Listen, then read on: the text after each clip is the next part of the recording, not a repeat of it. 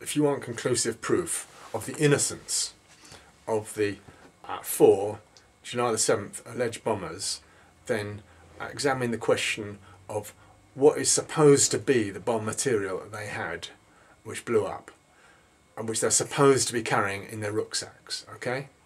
They're supposed to brought it down from Leeds. They're supposed to have made it in a bath, mixed it up in a bath. Now, nobody's suggested any slight interest in chemistry of any of those 4, okay?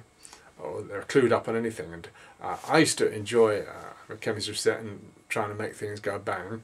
And it's not actually that easy, okay?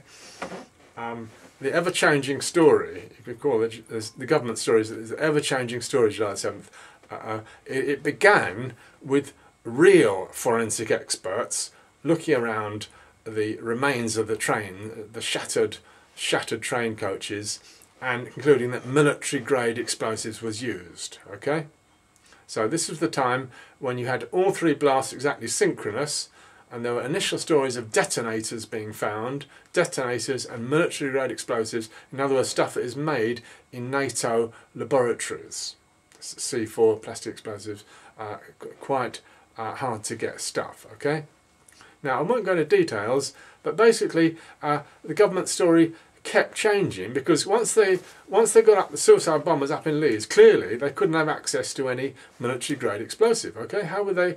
and then the story became that of a bath in Leeds, 18 Alexandra Grove, and what were they doing in that bath? And without going into details, the story basically got sillier and sillier, okay? And people seem to be rather prone to a Hollywood version of making explosives. This is also in subsequent other trials that came out in the wake of July 7th. The idea that you can have some peroxide and just mix it with something and it will make a deadly explosive. Well, the only peroxide these kids would get would be from the shelf of a chemist of hair bleach, maximum 12%, okay? And that's mixed up with a lot of other things. You can't just put that in a saucepan and distill it up to 70%, okay? A lot of these phantom and fake terror trials that go on in Britain revolve around the idea of hydrogen peroxide, that somehow they brew up their 70% peroxide. Now, if you can make 70% peroxide, it will go bang with almost anything, okay? It will have some explosive power.